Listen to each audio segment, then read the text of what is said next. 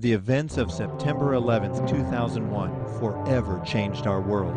Among the many thousands of issues it has raised, two questions have risen to the top. What is Islam? And what do Muslims believe? The Straight Way of Grace Ministry was founded to answer these tough questions, as well as to prepare the hearts of Christians to share the gospel lovingly and with compassion to their Muslim neighbors. The Straight Way of Grace Ministry was established by Usama Dakdok, an Egyptian-born Christian who is fluent in both English and Arabic, and who holds a bachelor's degree in theology and a master's degree in missiology. Over the past several years, Usama has taken his series, Revealing the Truth About Islam, to television stations, radio stations, pulpits, and classrooms all across America. Equipping the church with both information and compassion in order to reach Muslims for Christ is the goal of the Straight Way of Grace Ministry. Before we even start, I'd like to tell you, anything I will say here tonight, you need to go home and do your study work. Check me out. Maybe I'm not telling the truth, but I believe this presentation it will present the truth to you as you're going to hear people speak by themselves and tell you what's going on in our country. Freedom or surrender is the name of it. As you look on the screen above here, we see this. The name of the ministry is the Straight Way of Grace Ministry. This name comes from two verses. The first verse comes from the book of the Quran, chapter 1, verse 5. Muslim people pray as they pray 5 times a day and ask Allah to guide them to the straight way. As they say, show us or guide us the straight way. The answer obviously comes from the Bible when Jesus said in John 14:6, I am the way, the truth, and the life. No one comes to the Father but by me. So the fact is, Christianity is the only way, and we don't have to apologize for it. And if Muslims are really seeking God in their prayer, they should go to the scripture and read what Jesus said. They believe in Jesus, a good prophet and a good man, a good teacher. But obviously, he cannot be a good teacher if he taught such a teaching here, and it's not true. If he is the only way, then Muhammad is not another way.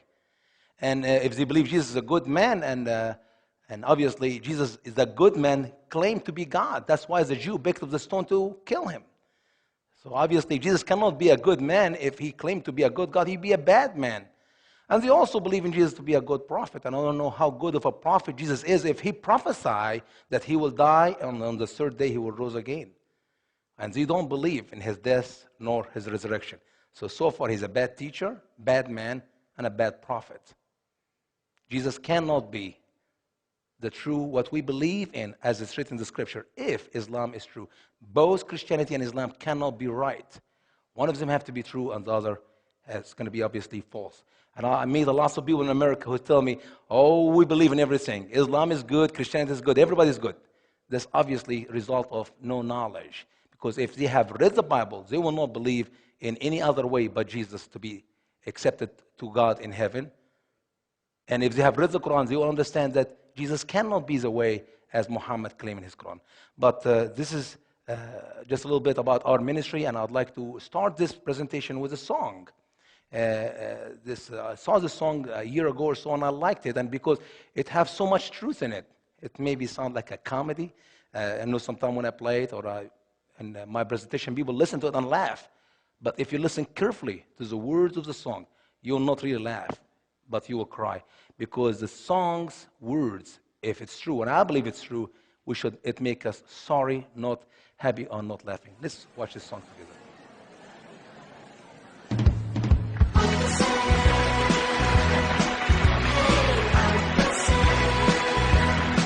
Hey everybody, gather round. I'm here to give you anything you like. You want free college, energy, mortgages, whatever you like. You have come to the right place. Why? I'll tell you why.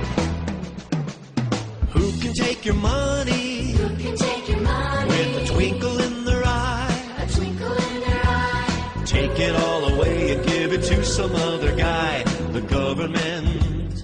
The government. The government can. The government can. And who can tax the sunrise? Who can tax the sunrise? Who can tax the trees? Who can tax the trees? Let you run a business and collect up all the fees. The government.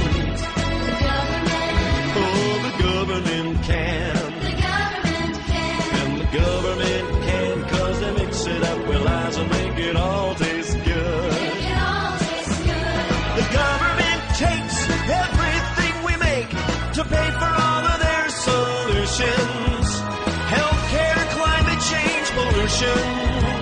Throw away the Constitution. And who can give a bailout? Who can give a bailout? Tell us to behave. Tell us to behave. And make the founding fathers roll over in the grave. The government. The government. Oh, the government can. The government can. And the government can, 'cause they mix it up well as they make it all taste good. Make it all taste good. The government takes everything we make. They're power hungry and malicious. Their economics are fictitious. Soon we'll have to eat our dishes. Oh, who can be a failure in so many ways? In so many ways. Instead of getting fired, hey, we'll give ourselves a raise. The government. The government. Oh, the government can. The government can. And the government can, 'cause they make it up well as they make it all taste good. Make it all taste good. And your Uncle Sam can, 'cause he mixes it well as he makes it all taste good. Makes it all taste good. And I feel so good, 'cause the government says I should.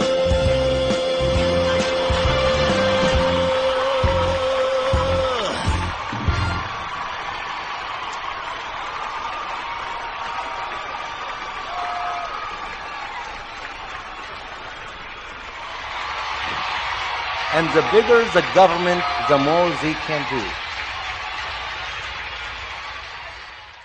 Nothing is free.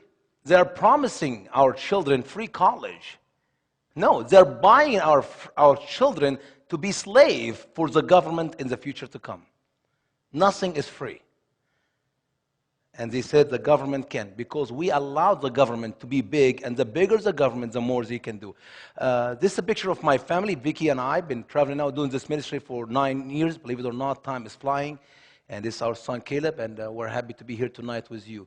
Every presentation we have done in the past, we always have a cover page or a picture to speak about the presentation. And me and Brother Randy work hard on this one, and I believe we did a good job. For this picture will speak for 1,000 words. Freedom or surrender. The word freedom here, and as you see it, is almost the letters falling apart. We're losing the word freedom or surrender.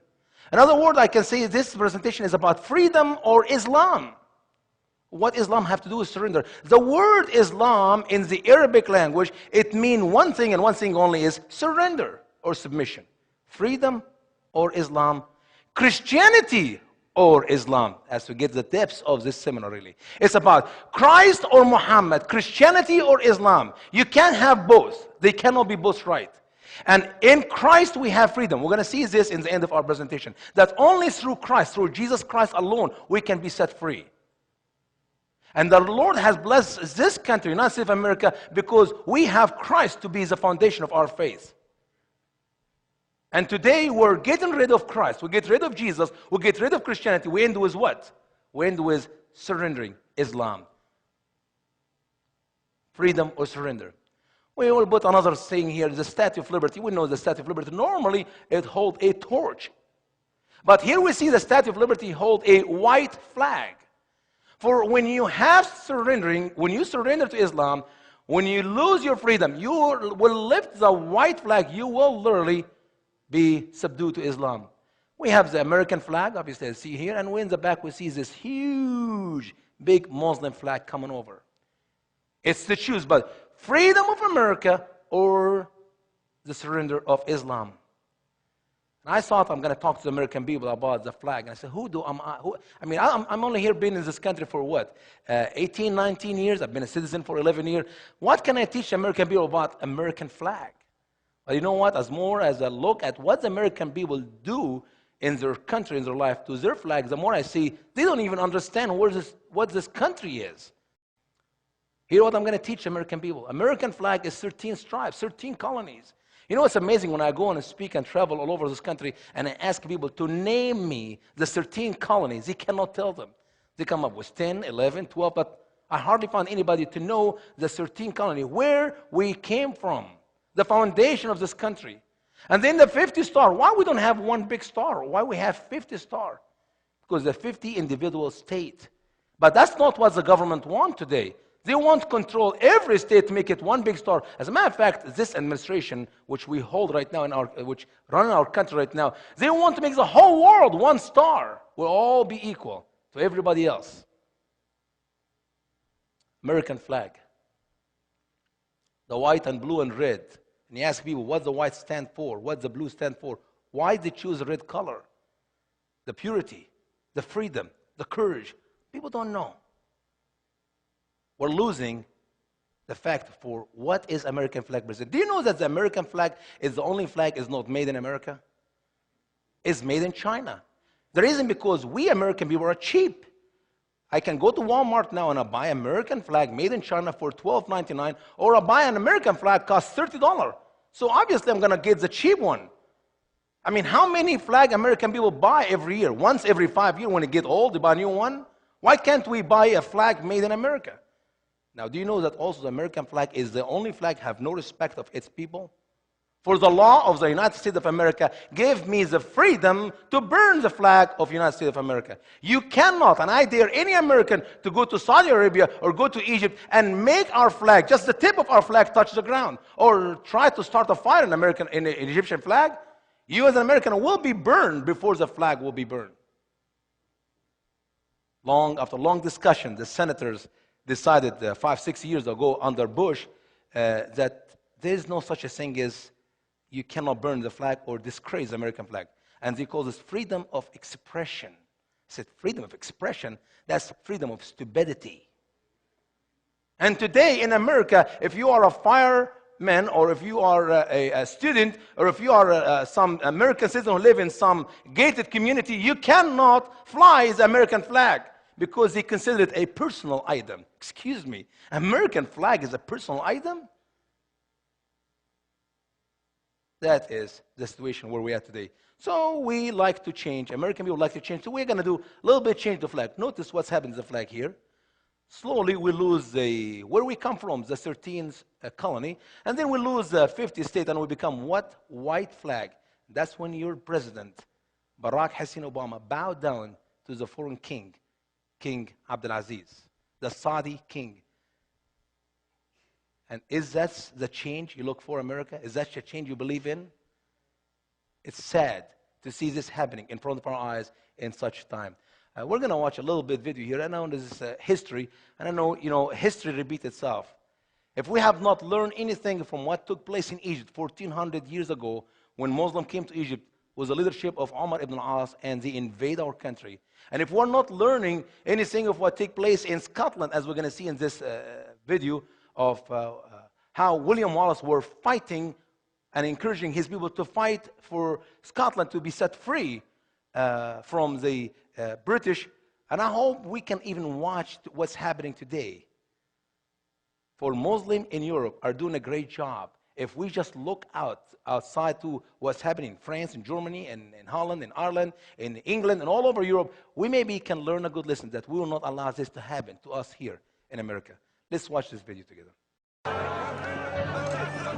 I am William Wallace, and I see a whole army of my countrymen here in defiance of tyranny. You've come to fight as free men, and free men you are. What will you do with that freedom? Will you fight? Fight against that? No! We will run, and we will live. Aye. Fight and you may die. Run, and you'll live. At least a while. And dying in your beds many years from now, would you be willing to trade all the days from this day to that for one chance, just one chance, to come back here and tell our enemies that they may take our lives, but they'll never take our freedom!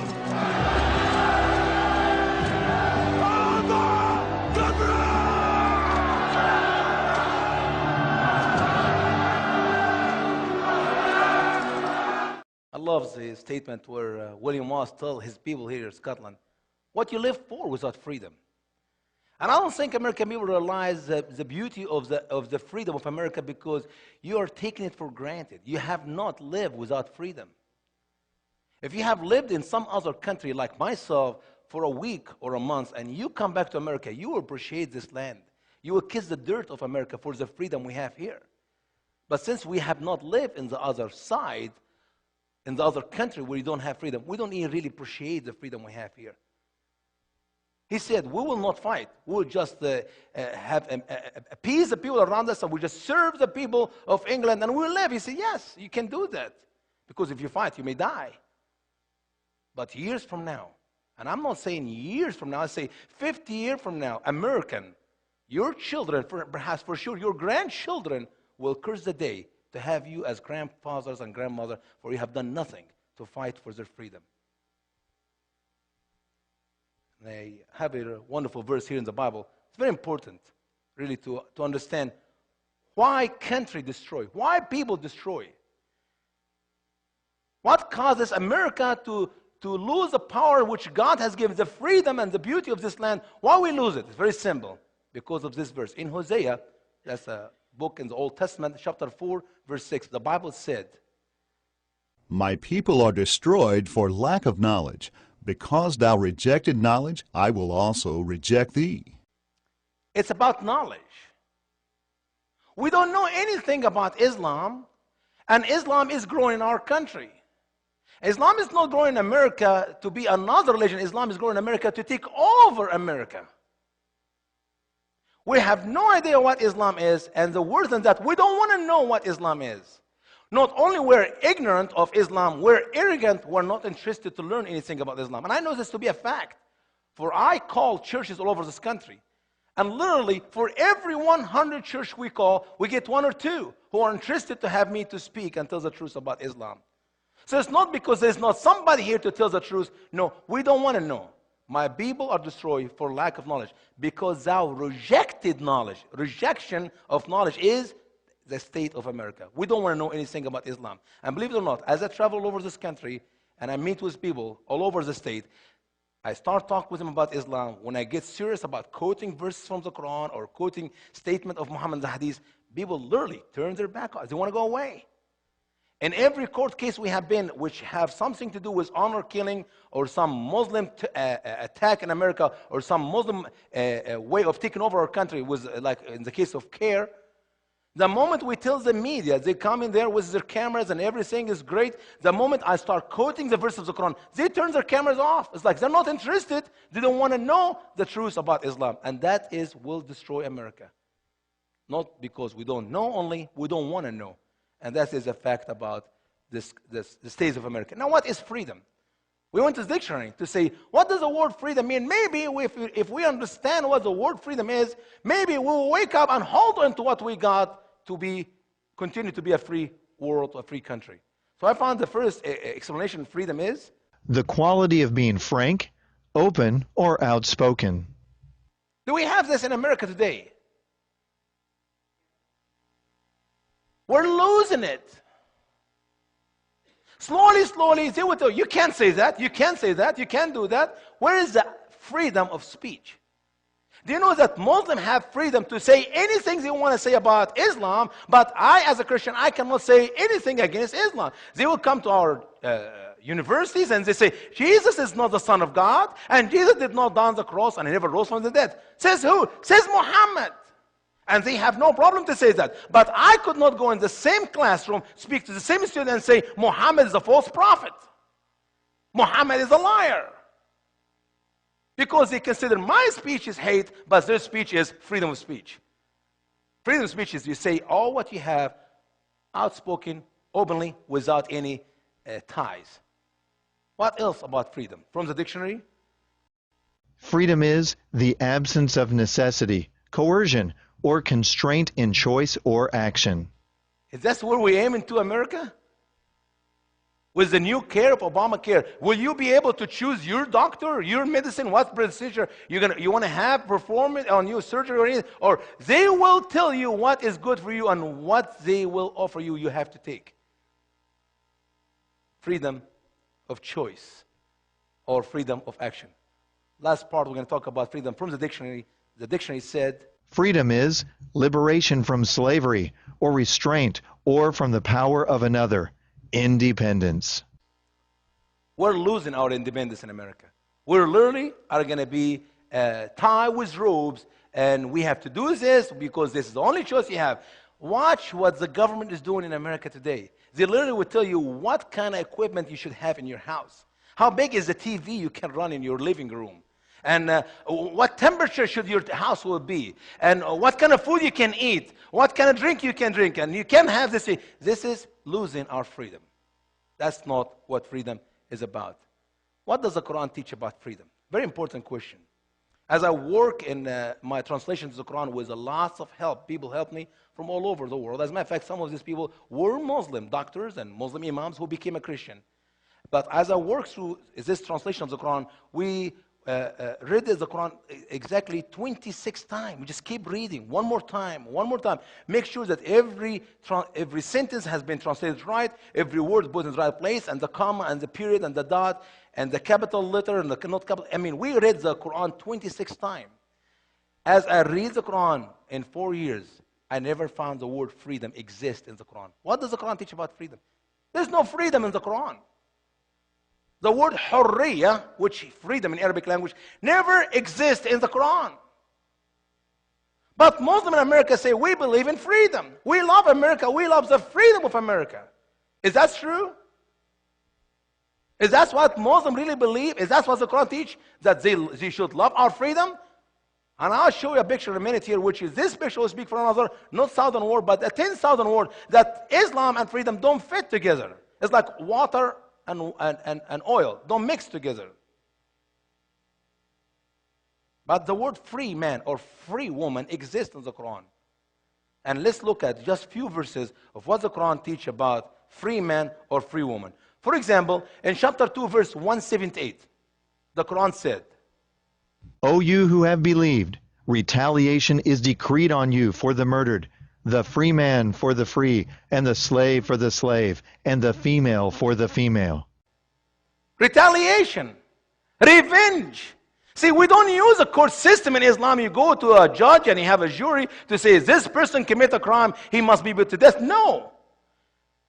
If somebody commit a crime against you, you revenge equal to what damage happened to you. If I killed a slave of some free man, they don't kill me because I'm a free man. They pick up one of my slaves and they kill him. If I kill somebody's wife, they don't kill me, the free man, but they pick up my wife and kill her. And that's what we call barbaric way of life. That's why when the Shia blow up a Sunni mosque, the Sunni go back and blow up a Shia mosque. And there are obviously innocent people in both mosques. But since they lost a mosque, they have to revenge equal to what they have lost, and they blow up another mosque from the other denomination of Islam. That is the way of life in Islam. Retaliation. But notice what the word said here. The free man for the free. That is one verse in the Quran talk about free man, not a slave. How about this next verse? Chapter 4, verse 25. The Quran says, And whoever among you who cannot marry the free believing women, so have sex with those whom your right hand possesses from your young believing girls. free believing woman. To marry a free believing woman, you have to pay a dowry. And a dowry is expense, it's money, it's camels, it's gold.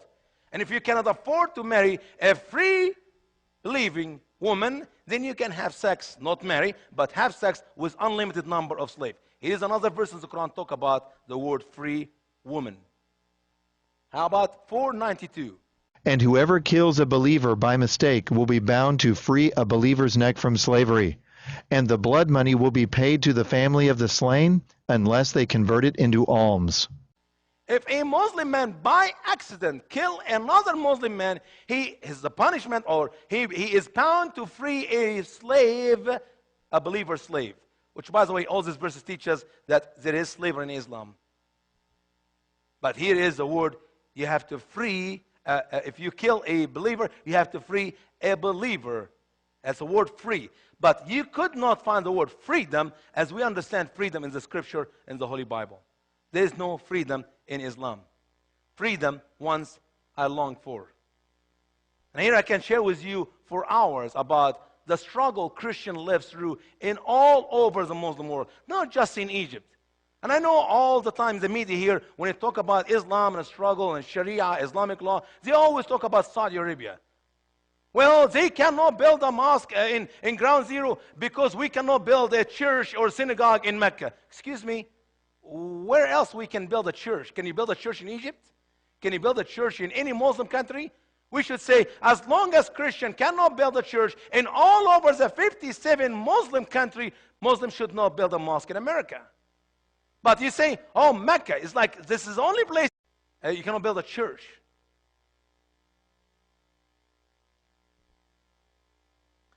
I had a very hard time in Egypt. Christians in Egypt suffer every day because they are Christian. It doesn't matter where you go. It doesn't matter if you're riding the bus, riding the train, or going to some business, or going to buy some bread, or going to buy some fruit or some vegetables.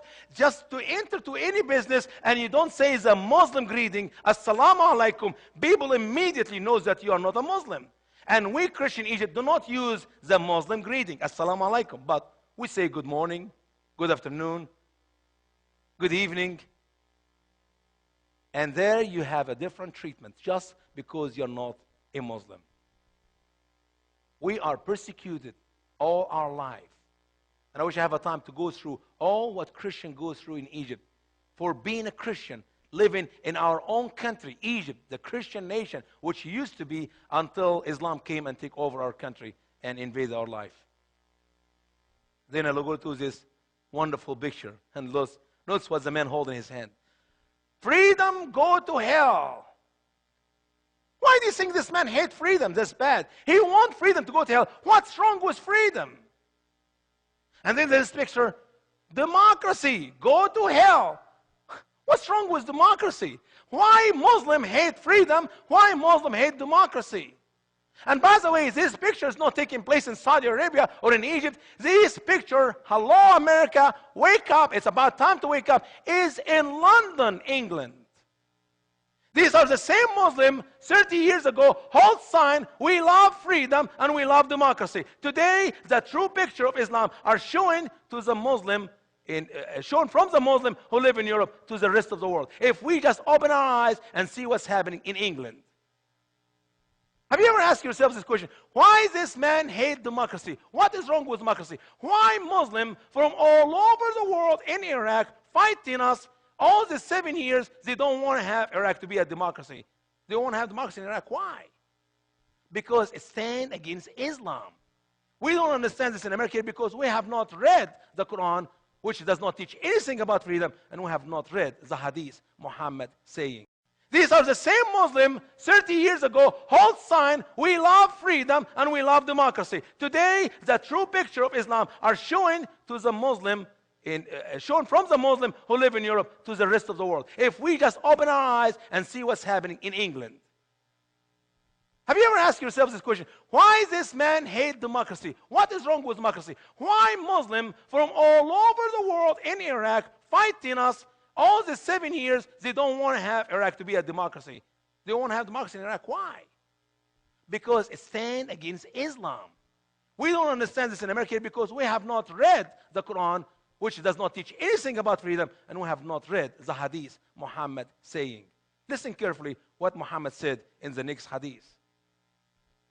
Can you imagine with me? If Muslims understand the Muhammad teaching of how democracy should run in a country, let me use the way of life we have here in America. Imagine with me, Senator Barack Hussein Obama running against Senator McCain, John McCain. And here is the rules. Whoever wins the election will be the President of the United States of America, and whoever lost the election must be put to death. Who do you think will run democracy in America? Can we have democracy in this way of life? No, we can't. Listen to what Muhammad taught the Muslim, how they can run their life in democracy. Muhammad said, When the oath of allegiance has been taken for two caliphs, kill the latter of them. wow, this is how Muhammad wants his people to live. And Muslims live by the saying of Muhammad as well as the saying of the Quran. So two people running for the office of Khalifa. The first one, he will win. That's the person become Khalifa. And the second one must be put to death. That's how Khalifa changed in the Muslim world. You kill the first Khalifa, you get another Khalifa.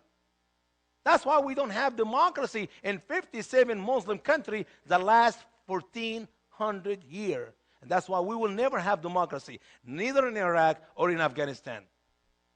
Trust me in that. The only way you can have democracy in a Muslim country is to get rid of Islam and get rid of such a teaching of Muhammad.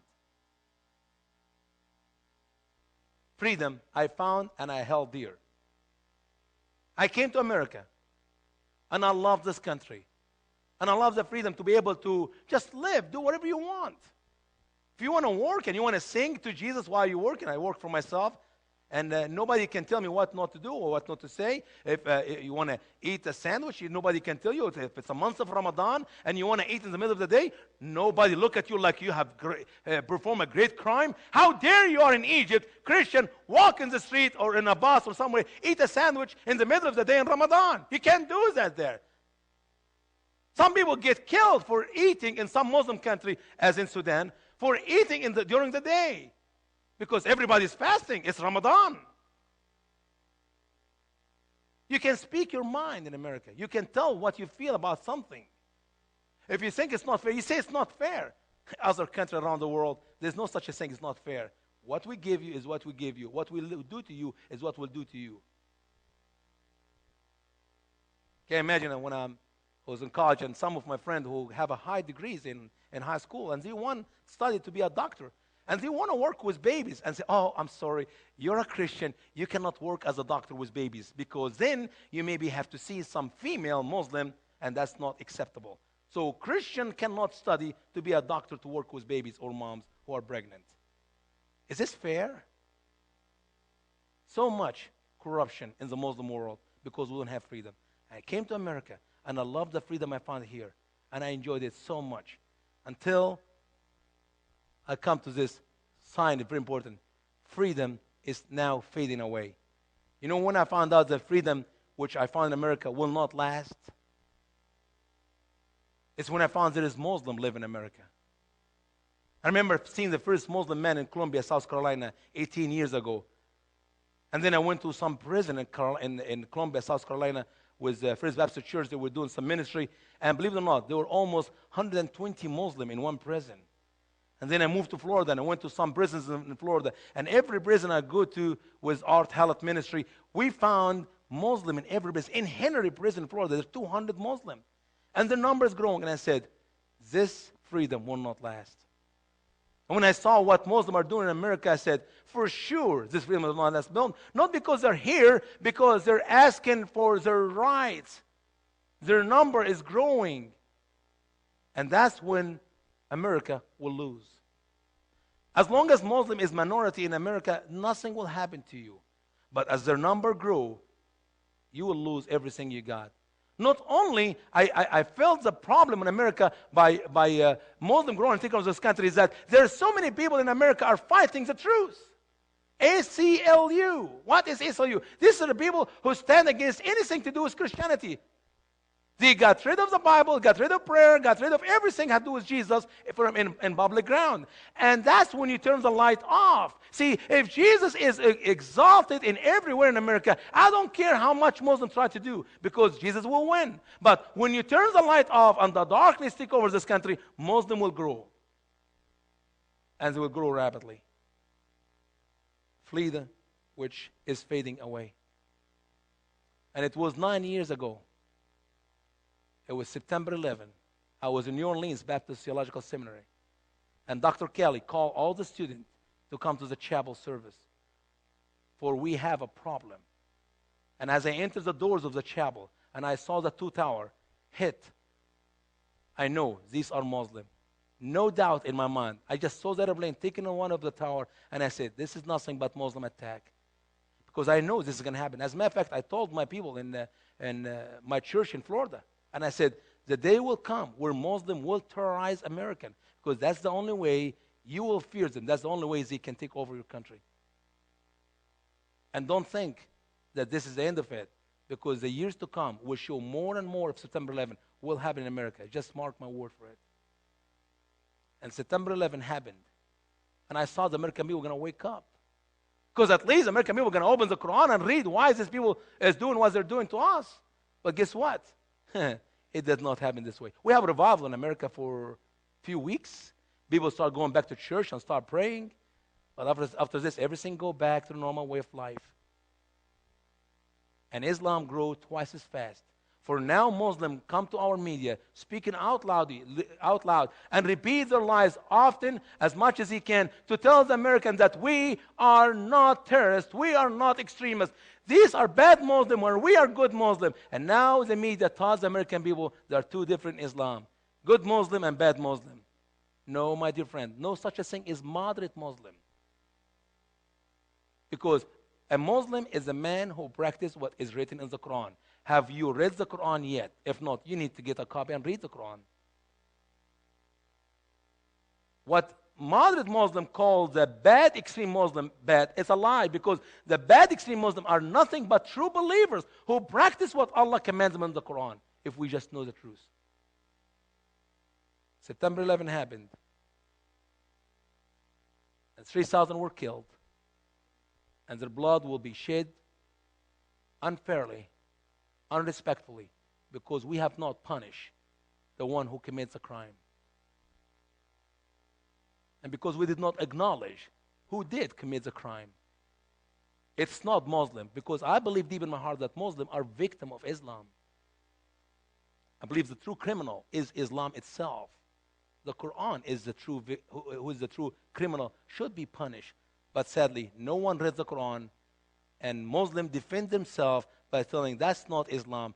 But if we just know the truth, we will find that Islam have done this to our people. I'd like to have a moment to respect those who die on that day. So I'll ask us to stand up just to honor those who die on that day.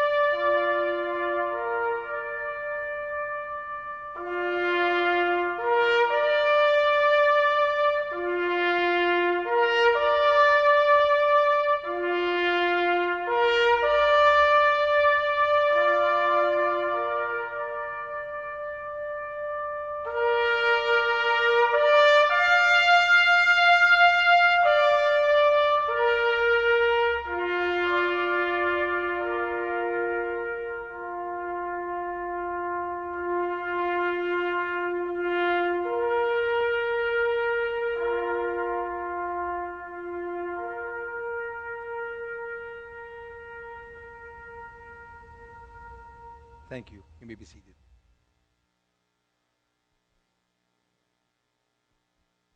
Political correctness. Political correctness starts long time ago when people did not tell the truth about Islam, when Muslims start showing up in this country.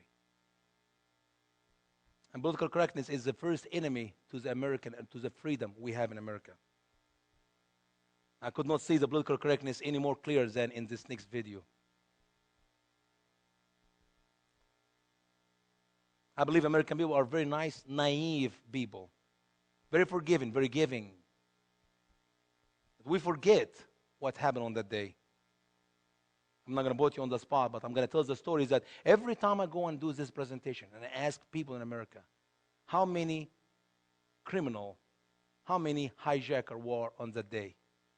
I come up with all numbers. People tell me 5, 10, 15, 25, 30. And people forgot. There were 19 hijackers. Then I asked the second question, where they were from? What country they from? People don't know. 15 of them were from Saudi Arabia. As a matter of fact, our government know for sure that every attack took place against our people, our ships, our military, our interest in the Middle East. Every attack has been supported by Saudi Arabia. It was funded by Saudi Arabia. And we have a long list of long attack on us, and we have the proof that it's been performed with many Muslims from all over the world, but the support, the fund was from Saudi Arabia. And the 15th of January, the President of the United States of America went to Saudi Arabia to meet with King Fahd, the Saudi king. And I thought they're going to have a real serious talk. That Bush will look me in his eye and say, "You're 15 hijacker. Your money is behind every trouble America has been seeing, and you must stop that. You must end that." No, political correctness play a huge role there.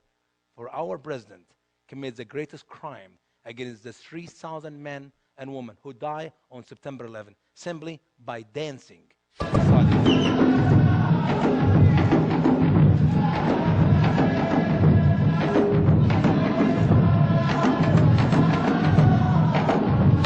They gave him a sword as a gift.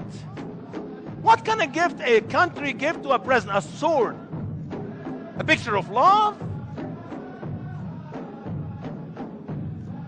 And he holds the sword on his shoulder, and he danced holding hand with the Saudi king, and they danced together. Political correctness. Dancing with our enemy. And I have spoken against what Bush have done there many times. And believe it or not, as I travel all over this country and I spoke against Bush, Democrats love it in the churches. For they thought I'm a Democrat. And here I would like to share with you, I'm not a Democrat. I'm not a Republican. I'm a conservative Christian American. I care about this country more than most of American people know how much I care about this country. For me to travel to tell the truth about Islam, I know this could cause me some harm someday. But I'm willing to stand up on the front line, to wear you, to assure you, be aware of Islam, be aware of the Muslims, what they're doing in our country. Because I love this country, and I love the freedom we have here. But when you see something wrong happen from the President of the United States of America, you must speak out loud, say, this is a crime. For the stench was still in the ground zero. You can smell the people's flesh while he's dancing in Saudi Arabia with the Saudi king. That is a crime.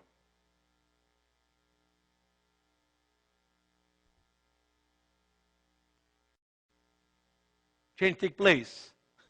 And Obama meet with the King Abdulaziz. That's King Fahd, brother. For King Fahd had died earlier. Let's watch what Obama did. You go to him and bow down to the king. And people tell me, no, he did not bow down. Watch again. Look at his hand. His hand is up and bow down to the king. This is the greatest. This is more crime than what Bush did. They're both wrong. And here I have to tell the truth that both parties, Republican and Democrat, are going in the wrong direction in this country for a long time. The difference between Republican and Democrat is Republican is going 20 miles an hour and Democrat 120 miles an hour in the wrong direction. They're both wrong.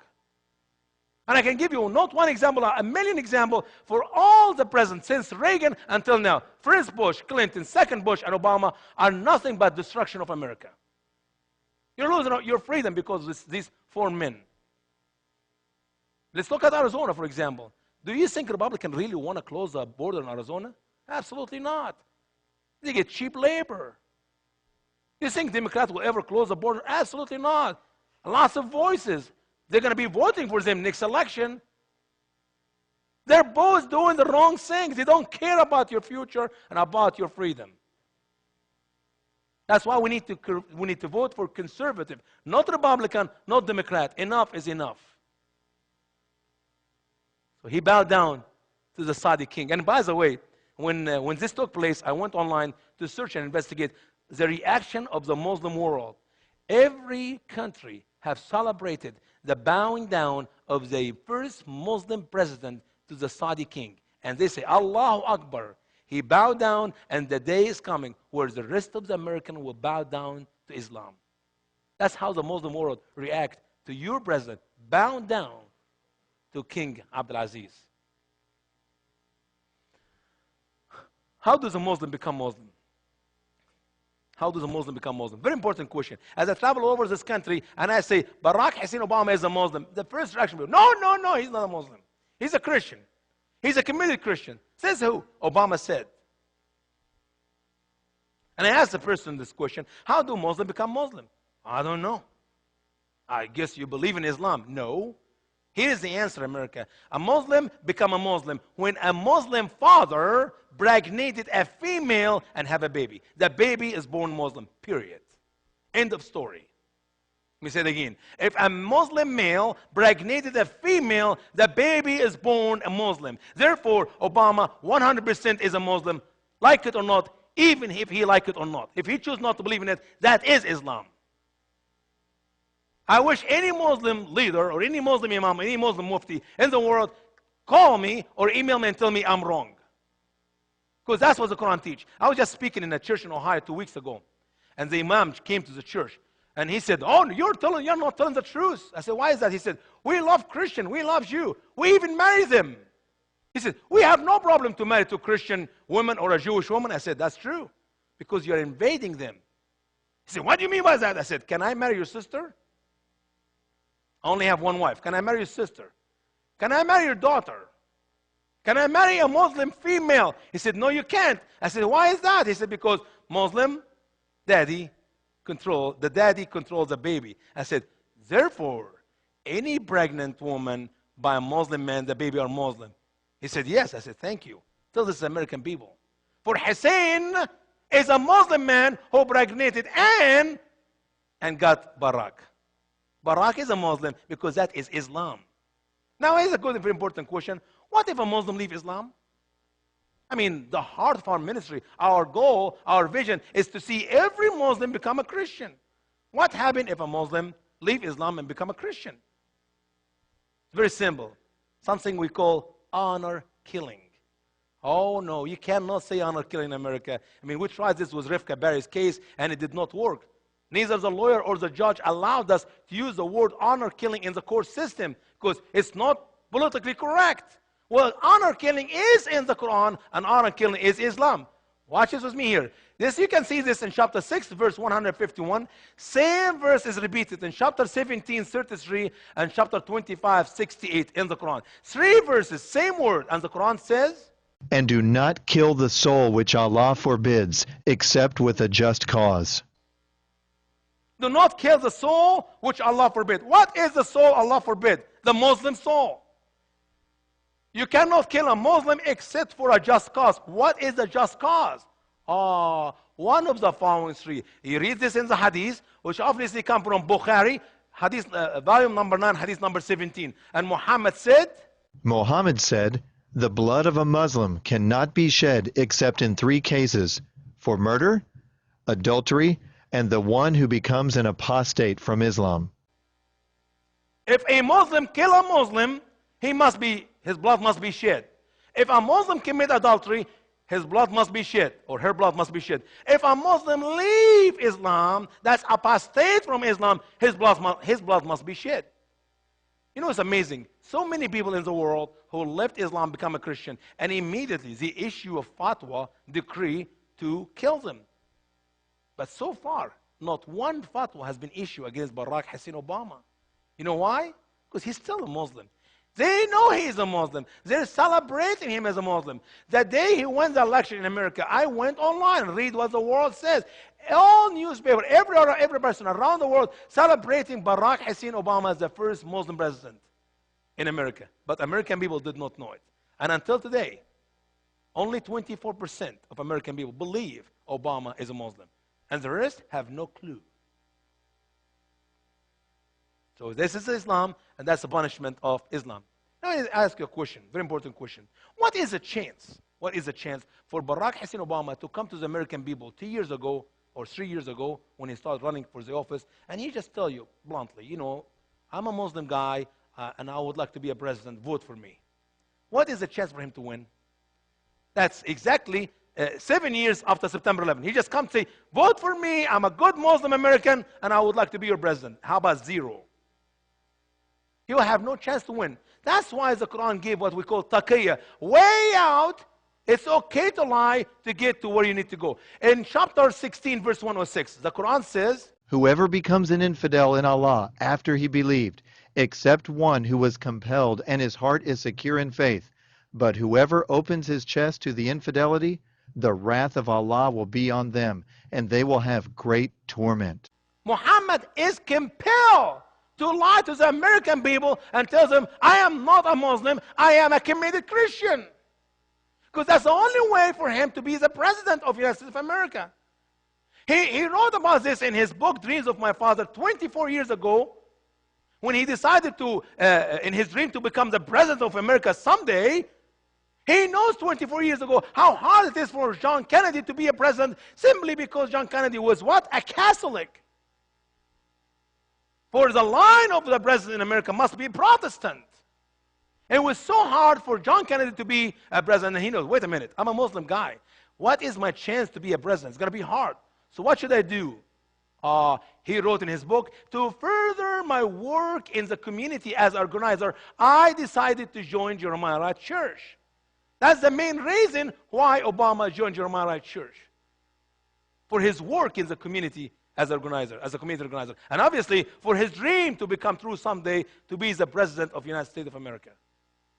The Quran teaches it is lawful to deny your faith. Let's add this next very important verse. In chapter 2, verse 225, the Quran says, Allah will not hold you responsible for your mere utterance in an oath, but He will hold you responsible for that which your hearts gained. And Allah is forgiving, forbearing. You can lie in your swearing in Islam. It is lawful to say, I swear to Allah, tell the truth, nothing but the truth. And you can put your hand on the Quran and swear, and you are lying. Because Allah will not hold you responsible for your unintentional oath. Did you really mean it? Well, not really. Then it's okay. I remember 10 years ago, 11 years ago, when I went to Tampa to become a citizen, I went to some court in Tampa where I have to give allegiance to America. And I stand there, and I raise up my right hand to the flag of the United States of America. And the judge said say words, and we repeat after him. And I pledge allegiance to the flag, and I pledge allegiance to the Constitution. And around me were at least 50, 60 Muslim men and women. The Muslim lady in their hijab, the man with the beard, standing next to each other. And by the way, when a Muslim grows up his beard, he is a jihadist. When a Muslim lady covered completely in hijab, she is a jihadist. You just don't know it yet. Because they're following the Quran to every small detail. Do you think these people are standing around me who raise up their right hand to pledge allegiance to America? Do you really believe they meant it? Their allegiance is number 1 to Allah, number 2 to Muhammad, number 3 to Islam, number 4 to the Muslim country. Kiss America goodbye. There's no room for you. And Allah taught them this in the Quran. Taqiyya. It's okay to lie to the Muslim, to the American people, because that's the only way you can survive. Listen to Muhammad's advice in the Hadith. What did Muhammad tell us about lying?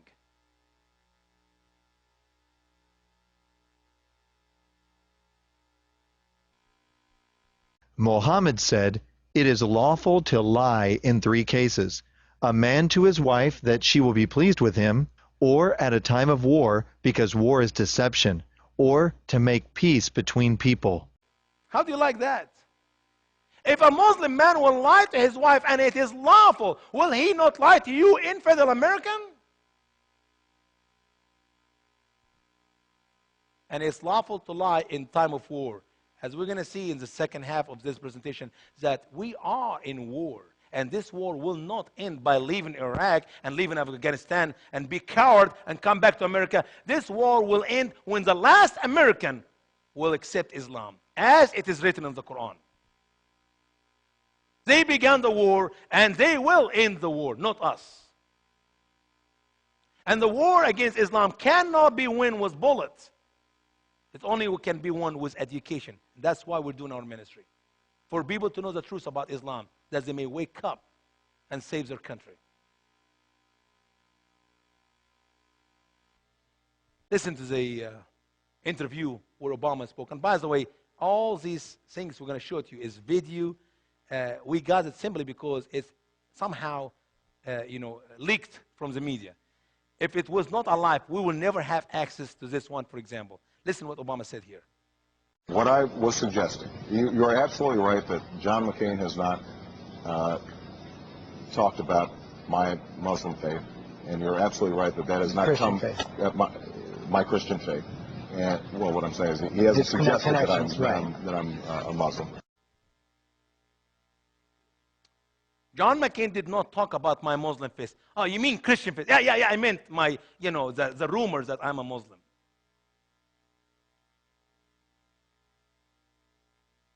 If you never beat your wife, will you make a mistake and say, when I used to beat my wife?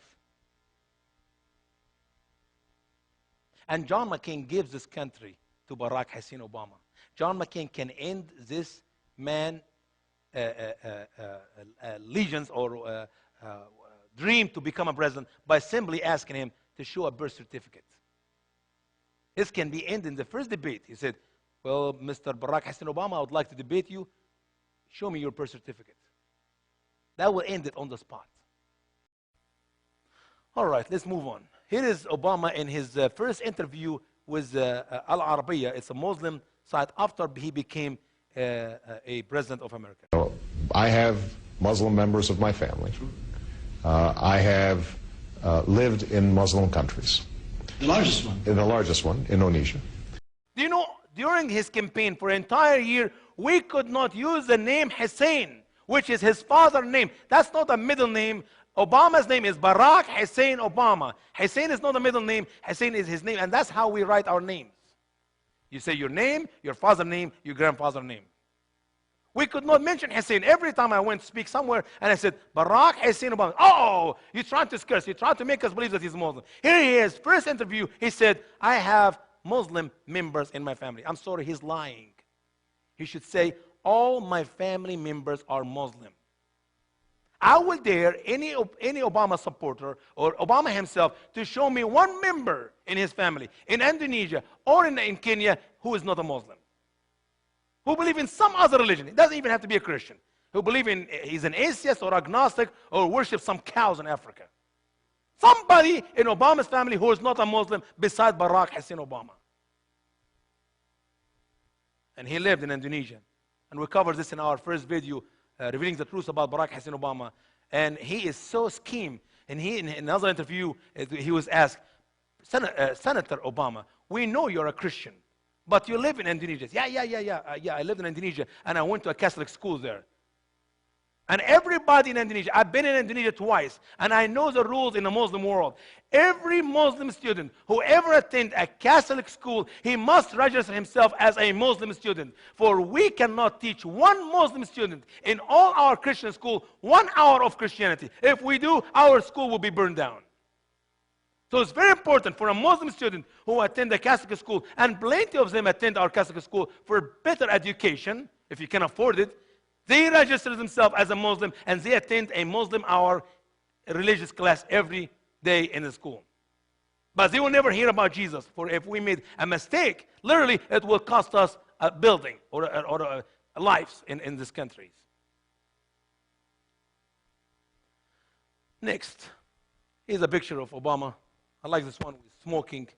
Look like a very decent guy. Here's a picture taking place in Indonesia, of course, because that's a Muslim dressing in Indonesia. And here's a picture take place in Kenya, and here's a Muslim dressing in Kenya. The hat, the white hat, and the clothes. And it's very important you know. I know in America here, it doesn't matter how people would dress. You can even walk in the street naked, and it's okay. But in our countries, in Muslim world, Muslims have their own clothes, and Christians have their own clothes.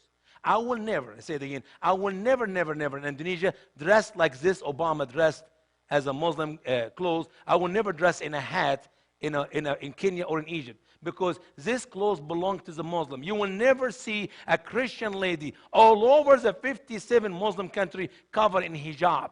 We Christian ladies don't cover in hijab. That's denying to the Christian faith. That's literally, if you have deserted Christianity and became a Muslim, that's the only time a man will dress like that. And how old Obama here? 20-some years. Here, 20-some years. Obama was a Muslim at least until he joined Jeremiah Wright Church. 24 years old. Or I wish somebody tell me, what is the name of the church Obama attended before he walked the aisle in Jeremiah Wright Church? Not any church. There is no church. Obama never set a foot inside any church before Jeremiah Wright Church. And Jeremiah Wright Church, as we cover in our first DVD, it's very important for people to go and watch it one more time. He walks the aisle, never been baptized. This is the church who offered me a membership, knowingly I'm a Muslim. When the lady answered my question, when I said to her, what do I need to do to become a member in your church? Do I have to be baptized? She said, no. Do I have to give money? No. Do I have to attend the church meeting? No. I said, what do I need to do? She said, attend 2 Sunday school class, membership class, and walk the aisle. I said, ma'am, if I am a Muslim, and I believe in Prophet Muhammad, peace be on him, but I also believe in Prophet Jesus, do I have to deny my Islamic faith? Do I have to give up my Islamic faith to be a member in your church? She said, absolutely not. We do have so many members in our church who are Muslim. That's when I told her, is that how Barack Hussein Obama joined your church? She said, she didn't answer the question. I can't answer this question. I said, ma'am, you already told me. You just told me that any Muslim can join your church by walking the aisle. That's his picture, Obama's brother Malik, a Muslim jihadist. Him and Roy Obama, both of them are Muslim jihadists in Kenya. He holds a picture and he said when he's holding this picture, my brother will be a great president in America. He will treat the Jew rightly even though he is a Muslim. His own brother Malik tells us that Obama is a Muslim. How about the grandma? Lots of people argue with me since the last 3 years when we put our first video and write me, say, oh no, you're wrong. Sarah is a Christian. It's nothing about marry a Muslim man, make you a Muslim. Sarah is a Christian and she is his grandma. I said, no, Sarah is a Muslim. He said, no, she's a Christian. Well, here is the evidence that Sarah Obama is a Muslim. Listen carefully. The grandmother of U.S. President Barack Obama has arrived in Saudi Arabia for the Hajj, or Islamic pilgrimage to the holy cities of Mecca and Medina, a Saudi daily said on Wednesday. Sarah Obama, aged 87, is being accompanied by a nephew and Obama's cousin Amran. She was one of the many guests of Saudi Arabia's king. She just became a Hajjah. You cannot enter the land of Mecca. You cannot walk with your foot. They're passing law right now to stop the airplane from flying over Mecca in case there is an infidel in the airplane. No non-Muslim can enter Mecca. She went to Mecca and she performed the Hajj with Obama's cousin and Obama's nephew. 100% a Muslim woman. Let's listen to Michelle. Maybe Michelle will tell us what is Christianity is. And Michelle has been in this church 2 more years, Jeremiah Wright Church, more than Obama. We've got the best speaker, the smartest and best looking of the older Obamas. And that would be the First Lady of the United States, Michelle Obama. Hey, everybody. Is this not the most perfect day for the Easter egg roll? Let's say thank you to Mother Nature. Yeah. Yeah. Let's say thanks to Mother Nature. Where is Father God? Is Easter is about this big Bugs Bunnies you have in White House and the eggs you collect from the gardens? Is this how Jeremiah Wright celebrates Easter? Mother Nature? Obviously, she does not know what Christianity is. And I don't believe any member in Jeremiah Wright Church know what Christianity is. For if there is a Christian in Jeremiah Wright Church, that's Trinity United Church of Christ, he will not stay there on one Sunday. If we just have studied liberation, black theology, it is a wicked theology. It's nothing but to teach hate against white. Let's see Michelle. She maybe help us out this time. By the way, every time Michelle Obama opened her mouth, she gets herself in trouble. Let's learn now, where is Barack Hussein Obama come from? What country he came from? Barack has led by example. When we took our trip to Africa and visited his home country in Kenya, we took a public HIV test. His home country in Kenya. his home country in Kenya. His home country in Kenya. Me like he's from Kenya. Grandma Sarah told us where he was born. Well, Mr. President, you're an American-born Christian. Mm-hmm. And yet increasing and now significant numbers of Americans in polls, upwards of a fifth of respondents, are claiming you are neither. A fifth of the people, just about, believe you're a Muslim. Keep in mind those two things, American-born and Muslim are not the same. So, but I understand your point. Either or the latter, right. And the most recent number is the latter. This has to be troubling to you. This is, of course, all new territory for an American president. There, if I spend all my time chasing after that, then I wouldn't get much done. Even a number as sizable as this, what does it say to you? Does it say anything about your communications or the effectiveness of your opponents to... Well, look, Brian, I would say that I can't spend all my time with my birth certificate plastered on my forehead. It is what the facts are. The facts, and so it's not something that I can, I think, spend all my time worrying about. I don't think the American people want me to spend all my time worrying about it.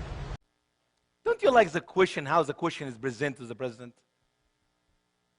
You're a Christian American.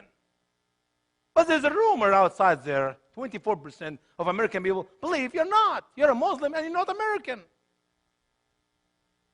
And his answer is, I don't want to waste my time to answer this question. I'm not going to put this birth certificate over my forehead and travel over the country and tell the people, here I am American, here I am, here is my birth certificate. No, I would tell him, Mr. President, don't waste $1 million of your money to hide your birth certificate. You don't have to spend too much time to give your birth certificate. Just show it to somebody.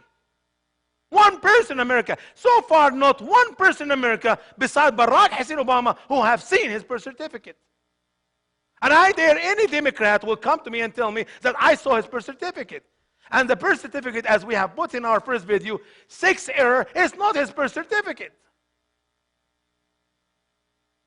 And I know plenty of birth certificates are flying all over the internet now, where somebody tell me, here is a birth certificate in Kenya, here is another birth certificate in Kenya. The problem is not where he was born. The problem is he an American citizen? Show us your birth certificate.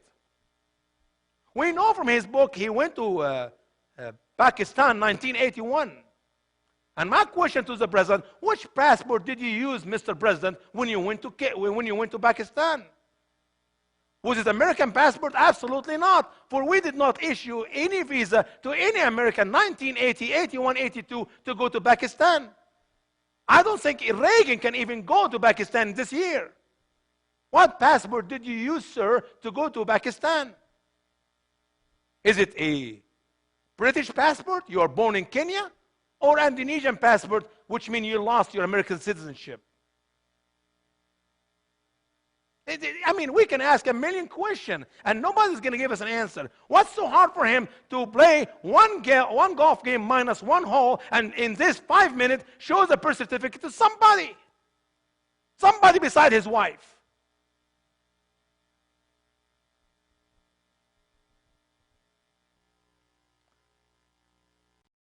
We're no longer a Christian nation. We have played this video previously in our first video, and I'll play it again because it's very important to know the truth about Obama from his own word. And he says, In fact, the single biggest gap in party affiliation among white Americans today is not between men and women, or those who reside in so-called red states and those who reside in blue, but between those who attend church regularly and those who don't. I think we make a mistake when we fail to acknowledge the power of faith in people's lives, in the lives of the American people. I think it's time that we join a serious debate about how to reconcile faith with our modern pluralistic society. And if we're going to do that, then we first need to understand that Americans are religious people. 90% of us believe in God. 70% affiliate themselves with an organized religion. 38% call themselves committed Christians. Substantially more people in America believe in angels than they do in evolution. Whatever we once were, we are no longer a Christian nation, at least not just. We are also a Jewish nation, a Muslim nation, and a Buddhist nation, and a Hindu nation, and a nation of non-believers. And even if we did have only Christians in our midst, if we expelled every non-Christian from the United States of America, whose Christianity would we teach in the schools? Would it be James Dobson's or Al Sharpton's? No, Mr. President. We will teach the Christianity of the entire Bible. I did not know that James Dobson has his own Christianity, and I don't believe Al Sharp is a Christian. So we open the Bible and we teach the Christianity of the Bible. And then he said, which passages of Scripture should guide our public policy? Should we go with Leviticus, which suggests slavery is okay, and that eating shellfish is an abomination? Or we could go with Deuteronomy, which suggests stoning your child if he strays from the faith? Or should we just stick to the Sermon on the Mount, a passage that is so radical that it's doubtful that our own Defense Department would survive its application?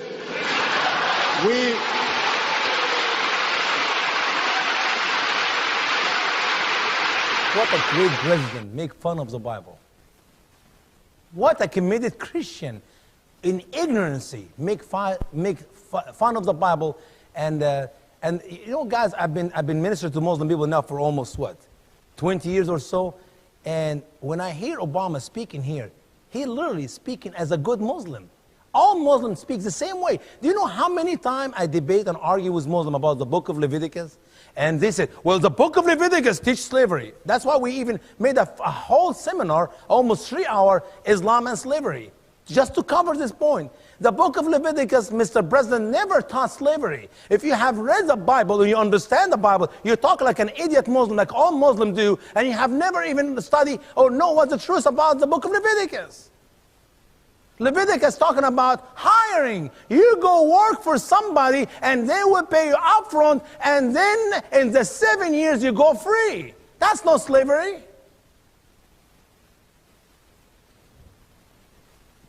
And when you leave in the 7 years, you don't leave empty-handed. They have to give you a gift from wherever the Lord bless you as you work in the field.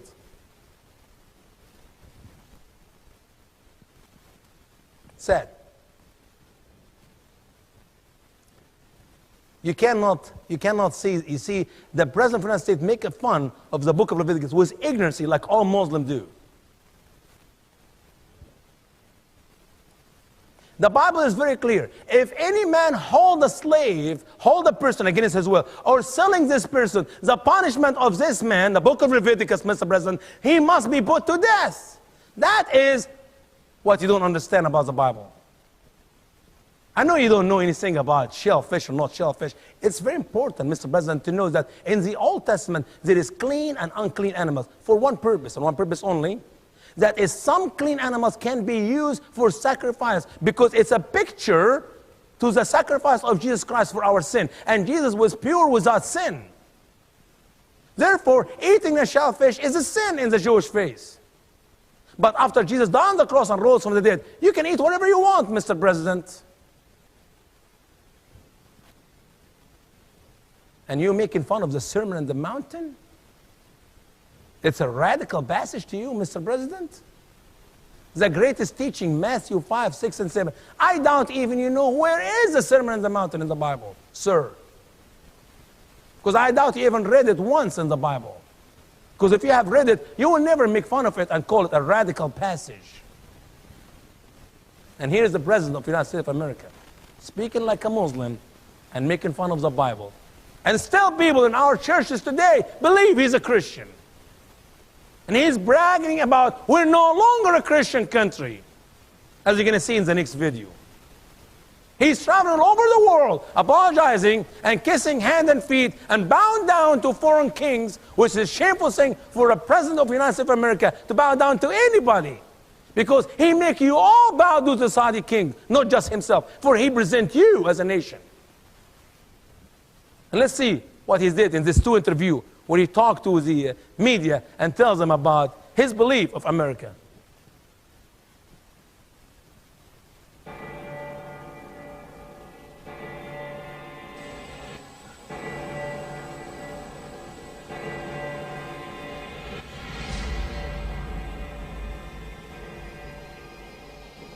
We do not consider ourselves a Christian nation. We'd be one of the largest Muslim countries in the world. We do not consider ourselves a Christian nation, or we'd be one of the largest Muslim countries in the world. We don't consider ourselves a Christian nation. Excuse me. You can speak for yourself, Mr. President. You don't consider yourself a Christian nation, but we, America, are a Christian nation.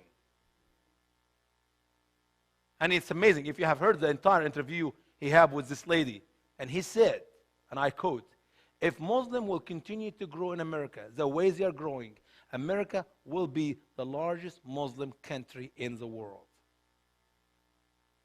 And he's helping them to establish their dream to be America, to be the largest Muslim country. And I know, Fox News and Sean Hannity and many other people made fun of him, say, oh, he make a mistake.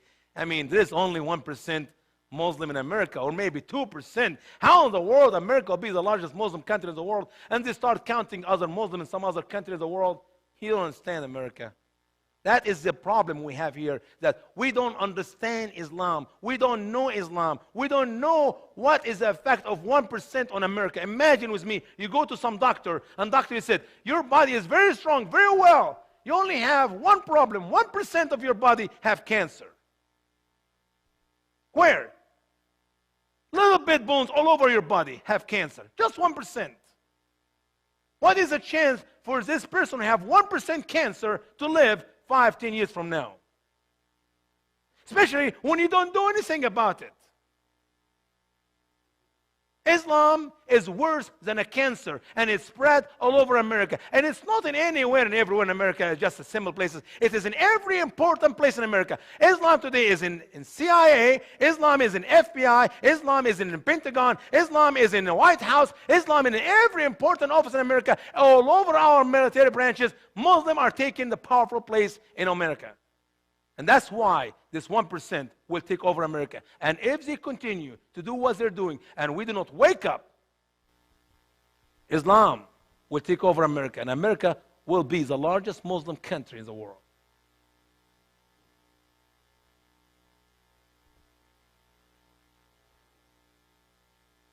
I am the first man who called Obama a liar. And I did not apologize for it. And I will not. For he is, truthfully, the biggest liar.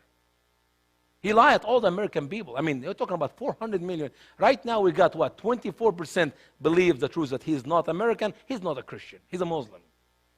Still, 300 million plus he have lied to you. But listen to this lie in his speech. And I'm also proud to carry with me the goodwill of the American people and a greeting of peace from Muslim communities in my country. And I stopped here. This is his speech in Cairo.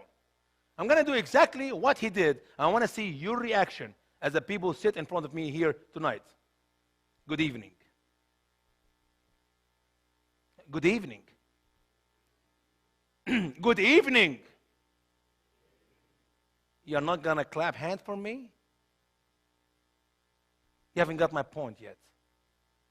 Listen to his speech. Assalamu alaikum.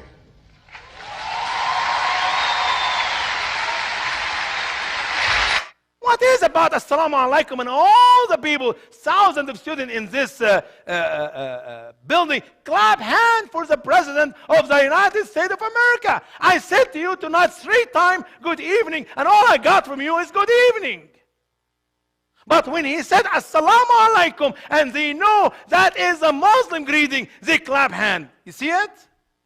They know he is one of them. He speaks their language, and they know it very well. He said, Assalamu alaikum, and the whole place went on fire. They did not clap as much as when he went to the stage, when they welcomed him, but when he said, Assalamu alaikum, the clap went up to the roof. I hope you got it, America. And I'm also proud to carry with me the goodwill of the American people and a greeting of peace from Muslim communities in my country. Assalamu alaikum.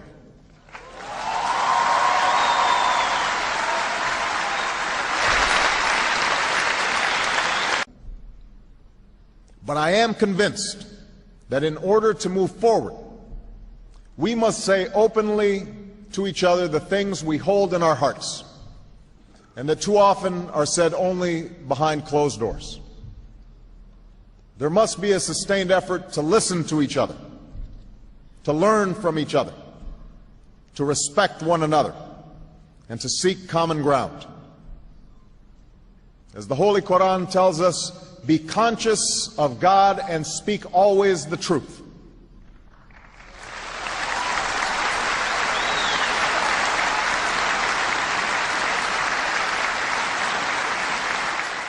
The Holy Quran said that. We just read 3 verses in the Quran, 2 verses in the Quran, and the word of Muhammad, the hadith, which is, it's okay to lie. It's okay to swear and lie, and you're swearing. Give an oath with lie, it's okay. And I believe, people tell me in America, Obama is a good speaker. I said, no, Obama is a good reader. My son reads good as well, too. But my son cannot be a president. He's only 12 years old. Obama is a good reader, and the dumb who wrote this speech for him, they were opening the wrong book. It was a Bible. It was in Ephesians, as we go up here together. It is Ephesians chapter 4, verse 25, where the Bible tells us to speak always the truth, not the Quran. The verse does not exist in the Quran, Mr. President.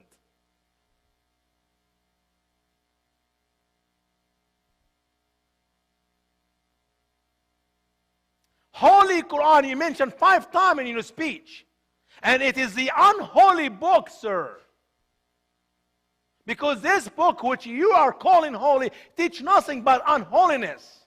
When the Bible teaches thou shalt not lie, the Quran said you must lie. When the Bible teaches thou shalt not steal, the Quran said you must steal. And it is lawful and good. When the Bible says thou shalt not murder, commit a murder, your Quran teaches you must kill the Jew and the Christian. When the Bible said, the Quran teaches the opposite, Mr. President. And you call it holy? The name in Arabic, Mr. President, if you don't know it, Al-Quran Al-Karim. As we translate it in our English translation, the true English translation, it is the generous Quran, not the Holy Quran, sir. You cannot call it holy unless you punch a hole in every copy. The great danger of Obama. Okay, we'll stop here. Tomorrow, by God's will, when we come back, we're going to be talking about the great danger of Obamacare. And it's amazing. As I travel all over this country and I talk to people about the health care, Obama health care, and literally nobody yet have figured out the great danger of Obamacare.